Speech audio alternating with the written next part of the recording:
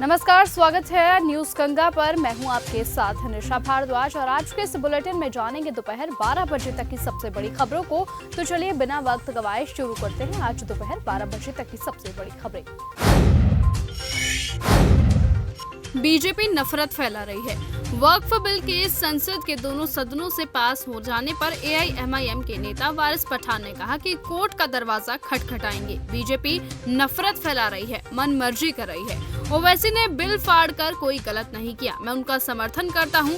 ये बिल मुसलमानों के जमीन को हथियाने का हथकंडा है। एक कम्युनिटी को टारगेट कर विकसित भारत बनाएंगे। वक्फ बिल से लोगों को आवाज और अवसर मिलेगा। वक्फ बिल को लेकर पीएम मोदी ने कहा कि संसद के दोनों सदनों से ये बिल पास हो गया है। वक्फ बिल से लोगों को आवाज और अवसर मिलेगा। दशकों से वक्फ प्रणाली में पारदर्शिता की कमी थी। ये सामाजिक न्याय, आर्थिक न्याय, पारदर्शिता के लिए अहम क्षण है। लंबे समय से हाशिए पर लोगों को मदद मिलेगी। मनोज कुमार का निधन। फिल्म अभिनेता मनोज कुमार का निधन हो गया है। 87 साल की उम्र में उन्होंने अपनी अंतिम सांसें ली है। अमित शाह का छत्तीसगढ़ दौरा। केंद्रीय गृह मंत्री अमित शाह आज से 2 दिन के छत्तीसगढ़ के दौरे पर रहेंगे।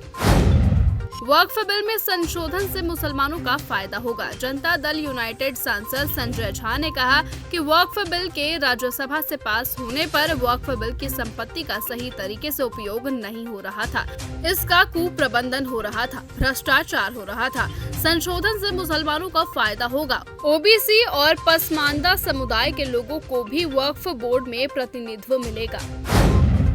संख्या बल के बल पर असंवैधानिक विधेयक पास किया गया। वक्फ संशोधन विधेयक राज्यसभा से पास हो गया है। आम आदमी पार्टी के राज्यसभा सांसद संजय सिंह ने इसको लेकर कहा, आज बाबा साहेब के संविधान और लोकतंत्र की हत्या हुई है। संख्या बल के बल पर असंवैधानिक विधेयक पास किया गया है। आपने इसका विरोध किया। विधेयक में चौंकाने वाले प्रावधान है, आगे की रणनीति तय करेंगे। राज्यसभा में वक्फ संशोधन विधेयक पास। राज्यसभा ने वक्फ संशोधन विधेयक को पारित कर दिया है। गुरुवार देर रात वोटिंग के दौरान बिल के पक्ष में 128 वोट और विपक्ष में 95 पड़े हैं। अब ये बिल कानून बनने से केवल एक कदम दूर है। अब इसे राष्ट्रपति के पास भेजा जाएगा और वहां से मंजूरी मिलते ही ये बिल कानून का रूप ले लेगा।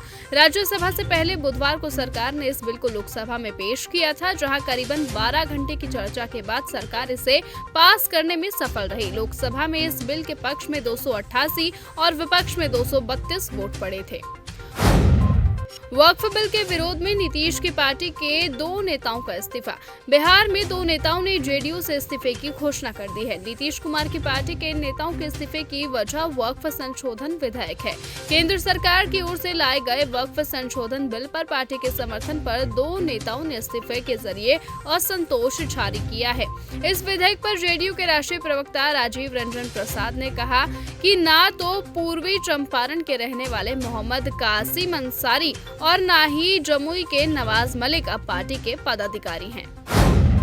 आजम खां की बड़ी मुश्किलें।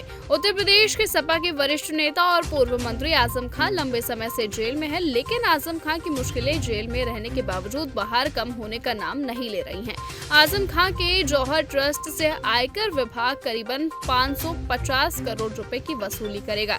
यह वसूली ट्रस्ट की ओर से रामपुर में बनाए गए जौहर विश्वविद्यालय में निवेश की गई बेनामी रकम की वजह से होगी।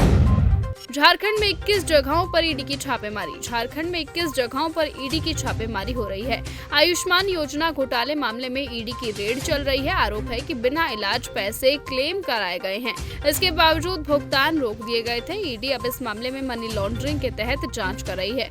212 अस्पताल, इंश्योरेंस और दवा कंपनियां जांच के दायरे में है। इस मामले में यूपी, पश्चिम बंगाल और दिल्ली में भी कुछ लोकेशंस पर छापेमारी हो रही है। तो फिलहाल आज के इस बुलेटिन में इतना ही। देश और दुनिया की तमाम बाकी खबरों से जुड़े रहने के लिए आप बने रहें और देखते रहे चैनल न्यूज गंगा। नमस्कार।